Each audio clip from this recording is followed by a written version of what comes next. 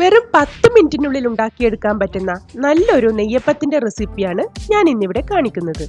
പുറമേ നല്ല മൊരിഞ്ഞതും അകത്ത് നല്ല പഞ്ഞി പോലെ സോഫ്റ്റ് ആയിട്ടുള്ള ഈ നെയ്യപ്പം എങ്ങനെയാ ഉണ്ടാക്കുന്നതെന്ന് നോക്കാം. യമ്മി അടുക്കളയിലേക്ക് സ്വാഗതം.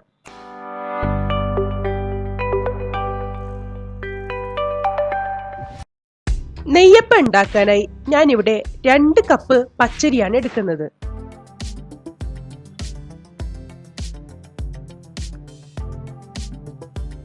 ഇതിനി നന്നായി ഒന്ന് കഴുകി വൃത്തിയാക്കി കൊണ്ടുവരാം.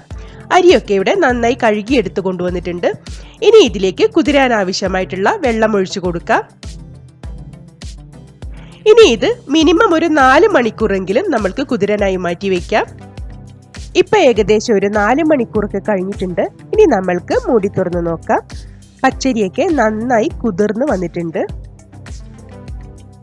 നമ്മൾ നെയ്യപ്പം ഉണ്ടാക്കുമ്പോൾ 4-5 മണിക്കൂറെങ്കിലും ഇതുപോലെ അരി നന്നായി കുതിർത്താൽ മാത്രമേ നല്ല നെയ്യപ്പം ഉണ്ടായി വരുള്ളൂ. ഇപ്പോൾ ഞാൻ ഇതിന്റെ വെള്ളമൊക്കെ കളഞ്ഞ് ഊറ്റിയെടുത്ത് വെച്ചിട്ടുണ്ട്. ഇനി ഇത് നമ്മൾക്കൊരു മിക്സി ജാറിലേക്ക് ഇട്ട് കൊടുക്കാം.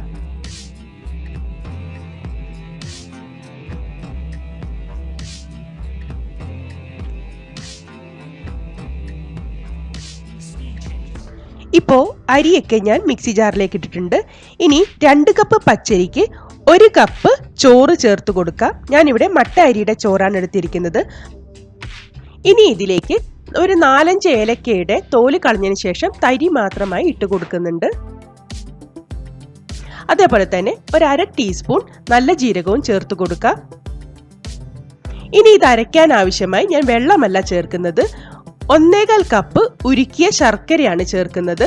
അധികം വെള്ളമൊന്നും ഒഴിക്കാതെ നല്ല കട്ടിയിൽ കുറുക്കിയെടുത്തിട്ടുള്ള ശർക്കരയാണിത്. 1 കപ്പ് ശർക്കര കൊണ്ട് തന്നെ നല്ല മധുരം ഉണ്ടാവും. 1.25 കപ്പ് ചേർക്കുമ്പോൾ കുറച്ച് മധുരം ഇഷ്ടപ്പെടുന്നവർക്ക് നല്ലൊരു മധുരത്തിലുള്ള നെയ്യപ്പം കിട്ടും. ഇനി ഇത് നമ്മൾക്കൊന്ന് നന്നായി അരച്ചു കൊണ്ടുവരാം. നെയ്യപ്പത്തിനുള്ള മാവ് ഇവിടെ നന്നായി അരച്ചു കൊണ്ടുവന്നിട്ടുണ്ട്. ഇനി ഇത് നമ്മൾക്കൊരു ബൗളിലേക്ക് ഒഴിച്ചു കൊടുക്കാം.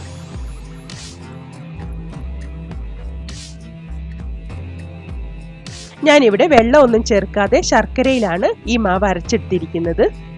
ഇനി ഇതിലേക്ക് നല്ലൊരു മയത്തിന് വേണ്ടി 2 ടേബിൾ സ്പൂൺ മൈദ ചേർത്ത് കൊടുക്കാം. ഇത് സ്കിപ്പ് ചെയ്യരുത്. ഇങ്ങനെ മൈദ ചേർക്കുമ്പോൾ നെയ്യപ്പം അകമേ നല്ല സ്പോഞ്ച് പോലെ പഞ്ഞി പോലെ ഇരിക്കും. ഇനി ഇത് കട്ടകളൊന്നുമില്ലാതെ നന്നായി ഒന്ന് കലക്കിയെടുക്കാം. ഇപ്പോൾ മൈദയും ഈ കൂട്ടിലേക്ക് നന്നായി മിക്സായി വന്നിട്ടുണ്ട്. നിങ്ങൾ 1 കപ്പ് ശർക്കര ചേർത്താണ് മാവ് തയ്യാറാക്കുന്നതെങ്കിൽ ഈ സമയത്ത് ഒരിത്തിരി വെള്ളം കൂടെ ചേർത്ത് ഈ മാവിന്റെ കൺസിസ്റ്റൻസി ഒന്ന് കറക്റ്റ് ആക്കേണ്ടതാണ്. ഇനി ഇതിന്റെ മധുരം ഒന്ന് ബാലൻസ് ചെയ്യാൻ വേണ്ടി കുറച്ച് ഉപ്പ് കൂടി ഞാൻ ചേർത്ത് കൊടുക്കുന്നുണ്ട്. ഇനി ഇതെല്ലാം കൂടി നന്നായി ഒന്ന് മിക്സ് ചെയ്തെടുക്കാം. ദോശമാവിനേക്കാൾ കുറച്ചുകൂടി കട്ടിയുള്ള ഒരു പരുവത്തിലാണ് നമ്മൾക്ക് മാവ് കിട്ടേണ്ടത്. ഒരുപാട് ലൂസായി പോവരുത്. ഇനി ഇതിലേക്ക് 1 ടേബിൾ സ്പൂൺ എള്ള് കൂടി ചേർക്കുന്നുണ്ട്. നിങ്ങൾക്ക് വേണമെങ്കിൽ ഈ സമയത്ത് തേങ്ങ ചെറുതായി അരിഞ്ഞത് നെയ്യിൽ മൂപ്പിച്ച് ചേർത്ത് കൊടുക്കാം. ഞാൻ ഇവിടെ ചേർത്ത് കൊടുക്കുന്നില്ല. ഇനി ഇതിലേക്ക് 1 ടീസ്പൂൺ നെയ്യ് കൂടി നമ്മൾക്ക് ചേർത്തതിന് ശേഷം നന്നായി ഒന്ന് മിക്സ് ചെയ്തെടുക്കാം. നെയ്യപ്പത്തിനുള്ള കൂട്ടിവിടെ റെഡി ആയിട്ടുണ്ട്. ഇതിനി ഇപ്പോൾ തന്നെ നമ്മൾക്ക് ചുട്ടെടുക്കാവുന്നതാണ്. അടിഭാഗം കുഴിയുള്ള അപ്പച്ചട്ടിയിലേക്ക് എണ്ണയൊഴിച്ച് ചൂടായി വരുമ്പോൾ നമ്മൾക്ക് ഓരോ തവി മാവ് ഒഴിച്ചു കൊടുക്കാം. ഒരു ഭാഗം നന്നായി മൊരിഞ്ഞു കഴിയുമ്പോൾ നമ്മൾക്ക് മറിച്ചിട്ട് കൊടുക്കാം. തീ എപ്പോഴും മീഡിയം ഫ്ലെയിമിലായിരിക്കണം. തിരിച്ചും മറിച്ചുമിട്ട് നെയ്യപ്പം നല്ലൊരു ഗോൾഡൻ ബ്രൗൺ ആവുന്നത് വരെ നമ്മൾക്കൊന്ന് ഫ്രൈ ചെയ്തെടുക്കാം. ആദ്യത്തെ നെയ്യപ്പം ഇവിടെ തയ്യാറായിട്ടുണ്ട്. ഇനി ഇത് നമ്മൾക്ക് എണ്ണയിൽ നിന്ന് കോരി മാറ്റാം. ഇതേപോലെ തന്നെ നമ്മൾക്ക് ബാക്കി എല്ലാ മാവും കോരി ഒഴിച്ച് നെയ്യപ്പം ചുട്ടെടുക്കാം.